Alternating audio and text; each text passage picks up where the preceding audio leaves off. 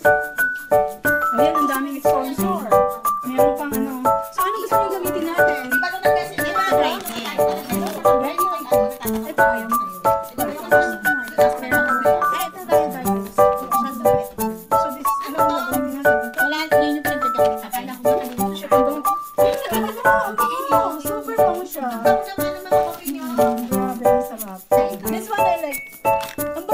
Ito, ayan. Nagkakape kami lang may baso. Ito kami magkakape. Bakit naman ang aking